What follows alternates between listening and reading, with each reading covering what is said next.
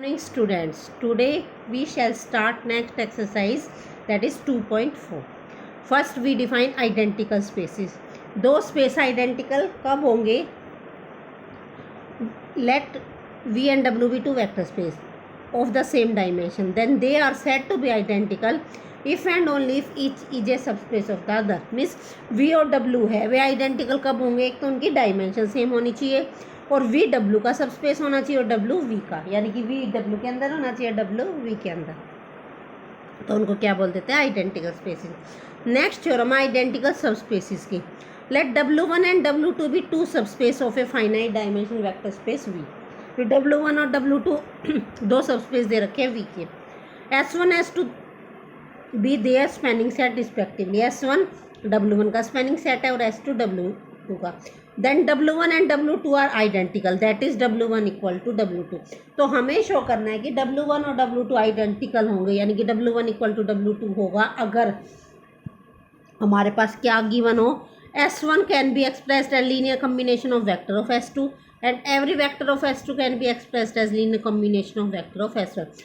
तो हमें शो करना है कि W1 और W2 आइडेंटिकल होंगे अगर क्या गिवन है? S1 का हर एक एलिमेंट S2 के वेक्टर के लीनियर कॉम्बिनेशन में लिखा जाए और S2 का हर एक वेक्टर S1 के लीनियर वेक्टर्स के लीनियर कॉम्बिनेशन में लिखा जाए। तो लेट अस सोल्व दिस। क्या गिवन हमें? W1 S1 से स्पैन हो रहा है, W2 S2 से स्पैन हो रहा है, तो S1 S2 में मानने पड़ेंगे। तो S1 मैंने मान लिया U1 U2 up to so on UM और S2 मान लिया V1 V2 V up to so on VN।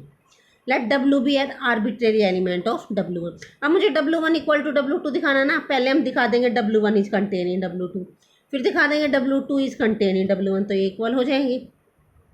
तो उसके लिए आर्बिट्रेरी एलिमेंट ले लिया W1 का। अब आर्बिट्रेरी एलिमेंट लिया W1 का और W1 का स्पैनिंग सेट क्या है? S1। तो W S1 के एलिमेंट के लिए कॉम्बिनेशन में लिखा जा सकता है। तो W equal to A1 U1 plus A2 U2 plus up to so on AM UM। अब क्या दे रखा है? लेकिन ये U1 U2 U3 up to so on UM किसके वेक्टर्स हैं? S1 के। लेकिन S1 का हर एक वेक्टर S2 के वेक्टर्स के लीनियर कॉम्बिनेशन में लिखा जा सकता है ना। तो U1 हो जाएगा मेरा B11 V1 plus B12 V2 plus up to so on B1 and VN। U2 भी इनके लीनियर कॉम्बिनेशन में था B21 V1 plus B22 V2 plus up to so on B2 and VN। इसी तरह UM।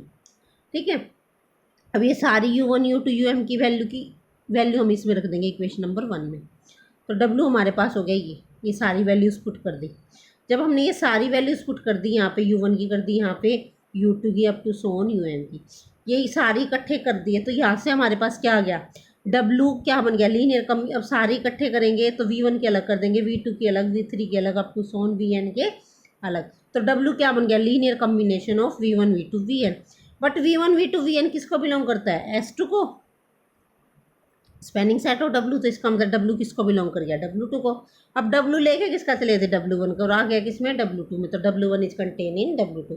Similarly we can show that W2 is contain in W1। तो हमारे पास क्या हो गया? W1 is equal to W2। Hence W1 and W2 are identical. Now अब हम एग्जांपल करते हैं। Show that the subspace spanned by the vectors V1 V2 दे रखे हैं। V1 है 1 2 1, V2 है 1 2 3 and the subspace spanned by the vectors W1 0 0 1 and W2 1 2 5। ये हमें शो करना आइडेंटिकल। ठीक है, उसके लिए हम क्या शो करेंगे? For an scalar a b, मैंने मान लिया 1 2 1 को मैं इसके लीनियर कॉम्बिनेशन में लिख के देखती हूँ लिखा जा रहा है या नहीं। अगर इसका हर एक एलिमेंट इनके लीनियर कॉम्बिनेशन में लिखा जाए और इनका हर एक एलिमेंट इनके लीनियर कॉम्बिनेशन में लिखा जाए ऊपर वाली थ्योरम से, तो ये आइडेंटिकल हो जाएंगे। तो देखते हैं, पहले 1 2 1 चेक करते हैं, इनका लीनियर कॉम्बिनेशन में लिख के देखते हैं। 1 2 1 equal to A into 0 0 1 plus B into 1 2 5। तो यहाँ से आ जाएगा हमारे पास, कंपेयर करेंगे, ऐड करेंगे, B1 आ जाएगा A plus 5 B equal to 1। A की वैल्यू आ जाएगी -4, B की वैल्यू आएगी 1। तो V1 आ गया -4 W1 प्लस W2। तो लीनियर कॉम्बिनेशन हो गया W1 और W2 का। इसी तरह 1 2 3 चेक करते हैं। A 0 0 1 प्लस B 1 2 5, यहाँ से B की वैल्यू 1 आ गई, यहाँ से B की वैल्यू 1 आ गई और A की वैल्यू आ गई -2। तो दूसरा लीनियर कॉम्बिनेशन हो गया ये। तो V1 V2 W1 और W2 के लीनियर कॉम्बिनेशन में लिखे गए। अब अपोजिट करते हैं। अब हम एलिमेंट लेके देखते हैं W2 के, उनको W1 और W2 और V1 V2 के लीनियर कॉम्बिनेशन में लिख के देखते हैं। तो मैंने मान लिया 0 0 1, तो लिख दिया A into 1 2 1 plus B into 1 2 3। जब हमने इनको सोल्व किया, ये तो कर लोगे ना तुम सोल्व, ए की वैल्यू आ गई -1, बी की वैल्यू आ गई 1, तो W1 V1 V2 के लीनियर कॉम्बिनेशन में आ गया। इसी तरह W2 1 to 5 ये भी इनके लीनियर कॉम्बिनेशन में आ जाएगा। इसका मतलब W1 और W2 लीनियर कॉम्बिनेशन है V1 V2 का। Hence the subspace generated by V1 V2 is identical with the subspace generated by W1 and W2। इसका मतलब ये दोनों क्या हो गए, आइडेंटिकल। ठीक है, यही शो करना था। अब next example, show that the matrices A and B have the same column space where A equal to this और B equal to this. Same column space का मतलब हमें ये दिखाना है कि ये दोनों आइडेंटिकल है। ठीक है, to check that A, B and have the same column space we shall determine the row spaces of matrices A dash B dash. देखो रो स्पेस आपको पता है, रो स्पेस क्या था, कोई भी मैट्रिक्स गिवन है उसको रो इक्वलन में कन्वर्ट कर देना है, तो जो भी हमारा स्पेस बनेगा तो वो हमारा होता था, जो नॉन जीरो रोज का स्पेस बनेगा वो हमारा होता था रो स्पेस। कॉलम स्पेस क्या होगा, कॉलम स्पेस और रो में क्या डिफरेंस होता है, वो उसका ट्रांसपोज होता है। To check A and B have the same column space we shall determine the row space of A dash और B डैश। हम क्या करते हैं, इनका ट्रांसपोज निकाल लेते हैं। अगर इनका ट्रांसपोज है जो वो रो स्पेस आ गए, तो वो उनके रो स्पेस सेम आ गए, तो वो उनके कॉलम स्पेस क्या हो जाएंगे, सेम। तो A डैश क्या बन जाएगा, यहाँ से लिखो, ट्रांसपोज करो 1 1 1 3 4 1 10 6 18। इसका रो स्पेस निकालते हैं, इसको रो इक्वलन फॉर्म में कन्वर्ट कर लोगे। जब इसको रो इक्वलन में करोगे तो ये बन गई इक्वेशन। इसी तरह B डैश ये है, इसको रो इक्वलन फॉर्म में हमने क्या किया, कन्वर्ट कर लोगे तो ऑपरेशन आपको लगाने आते हैं। तो देखो ध्यान से, A डैश यानी कि A डैश का रो स्पेस आया 1 0 3 और 0 1 -2। B डैश का भी सेम आया 1 0 3 0 1 -2। तो we have A dash and B dash have same two non zero row in echelon form. तो row spaces of A dash and B dash are same. जब row spaces A dash और B dash के same है तो A और B के column space क्या होंगे, सेम, है ना सा। अब नेक्स्ट देखो, ये इंपॉर्टेंट थ्योरम है, इसका प्रूफ बाद में करेंगे, पहले आप इसकी स्टेटमेंट देखो।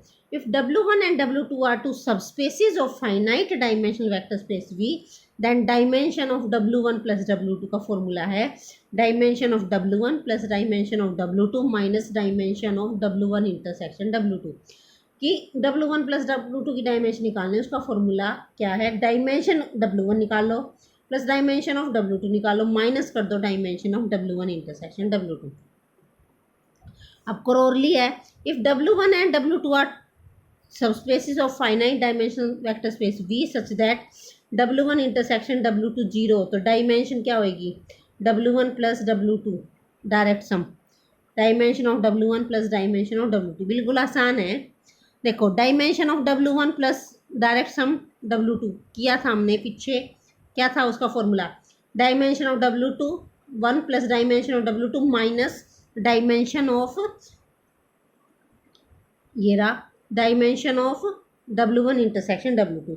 लेकिन डायरेक्ट सम में W1 इंटरसेक्शन W2 क्या होती है, 0, और 0 की डायमेंशन क्या होती है, 0। तो therefore dimension of W1 direct sum W2 क्या होगी, dimension of W1 plus dimension of W2। ठीक है, नेक्स्ट थ्योरम है डायरेक्ट सम की। If a finite dimensional vector space V is direct sum of its two subspaces W1 and W2, then dimension of V equal to dimension of W1 plus dimension of W2। बिल्कुल same है कि V direct sum है W1 और W2 का, तो dimension of V क्या हो जाएगी, dimension of W1 direct sum dimension of W2। और अभी ऊपर किया था dimension of W1 direct sum W2 क्या होगी, dimension of W1 plus dimension of W2, यही शो करना था। ठीक है, तो यहाँ से एक रिमार्क है हमारे पास, if V is any M plus N dimensional vector space, V एक वेक्टर स्पेस है जिसकी डायमेंशन है M plus N, and if W1 is M dimensional vector space, तो क्लियरली है एक W2 सब स्पेस मिल जाएगा हमें जिसकी डायमेंशन कितनी होगी N, क्योंकि V की डायमेंशन कितनी है M plus N। Then there exists an n dimensional vector space W2 of V such that V equal to W1 direct sum W2। ठीक है, अब और एग्जाम्पल करते हैं। लेट W1 एंड W2 भी subspaces of Q cube, R cube की जगह Q cube दे दिया। R क्यूब में तो जो एलिमेंट्स आते हैं वो रियल नंबर आते हैं, Q क्यूब में जो नंबर आएंगे वो क्या आएंगे, Q रैशनल नंबर से। तो W1 W2 सबस्पेस है Q क्यूब के। If W1 and W2 are generated by these two, W1 भी इससे जनरेट, W1 तो जनरेट हो रहा है 1 0 -2 2 1 3 से, और W2 जनरेट हो रहा है इन 4 एलिमेंट से -1 2 2 2 2 -1 3 0 -3 2 -1 2 रेस्पेक्टिवली। ठीक है, तो हमें डायमेंशन ऑफ W1 निकालने हैं, W2 W1 इंटरसेक्शन W2 और W1 प्लस W2। ठीक है, देखो W1 प्लस W2 की तो निकल जाएगी अगर ये तीनों पता चलेगी तो फॉर्मूले से। तो अब हम पहले W1 की निकालते हैं, W2 की और उनकी इंटरसेक्शन की। पहले तो ये गिवन हमें ये वाला है जो ये सेट 1 0 -1 2 1 3 किसको जनरेट कर रहा है, W1 को। तो एंड हैज़ 2 एलिमेंट्स, और इसमें कितने एलिमेंट्स है, 2 एलिमेंट है। तो इसकी डायमेंशन या तो 2 आएगी या 2 से छोटी है, तो क्लियर है क्योंकि स्पैनिंग सेट तो सिर्फ यही है। अब हम चेक करते हैं ये लीनियरली इंडिपेंडेंट है या नहीं। अगर ये लीनियरली इंडिपेंडेंट हो गया तो यही बन जाएगा इसका बेसिस, नहीं तो फिर देखेंगे। A1 0 -1 V2 1 3 0 0 ये हमने किया, जब ऐड करके कंपेयर किया तो A की वैल्यू आ गई 0, B की 0 आ गई, तो ये सेट लीनियरली इंडिपेंडेंट हो गया।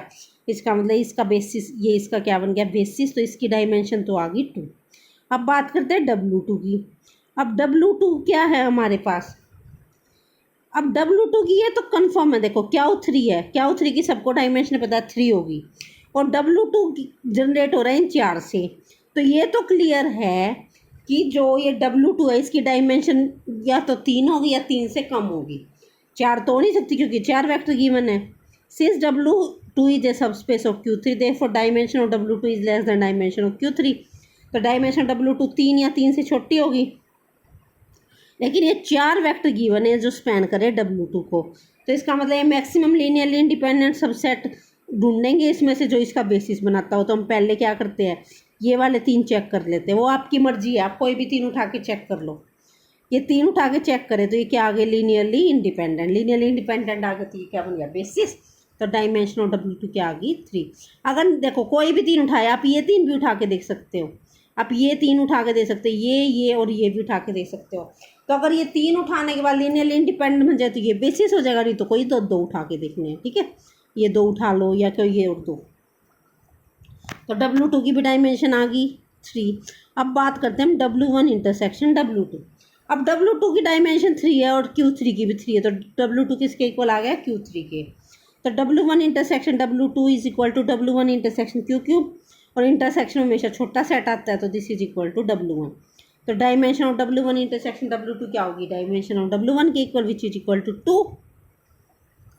ये भी आ गई। अब W1 प्लस W2 तो बिल्कुल ईजी है, dimension of W1 plus dimension of W2 minus dimension of W1 intersection W2 क्या हो गया, 2 + 3 - 2 इक्वल टू क्या आ गई, 3। ठीक है, ऐसे ही करने सारे सम।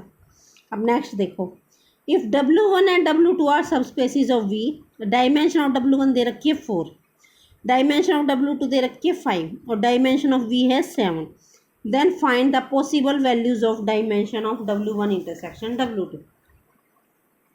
ये भी बिल्कुल सिंपल है भी, W1 की डायमेंशन पता है, W2 की पता है और V की पता है, हमें W1 इंटरसेक्शन W2 की बतानी।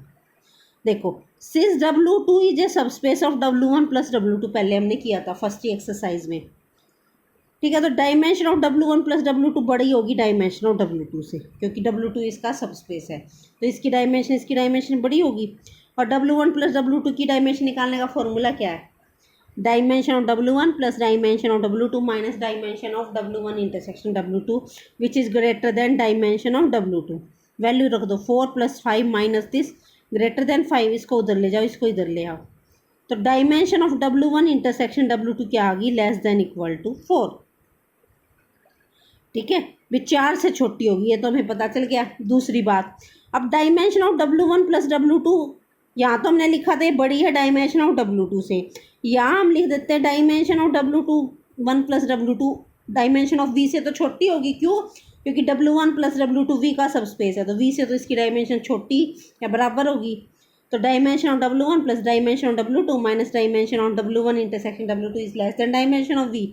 ये 7 है, ये 4 है, ये 5 है, ये उधर जाके हो गया 2। तो dimension of W1 intersection W2 2 या 2 से बड़ी आई है और लेकिन 4 या 4 से छोटी, तो इसका मतलब 2 या 2 से बड़ी, 4 या 4 से छोटी। तो पॉसिबल डायमेंशन क्या क्या होगी, या तो 2 होगी, 2 और 4 के बीच में, यानी कि या तो 2 होगी या 3 होगी या फिर 4 होगी। यही हमें निकालना है। ठीक है, अब आप इससे रिलेटेड एग्जांपल्स कर लेना, कोई प्रॉब्लम हो तो पूछ लेना। थैंक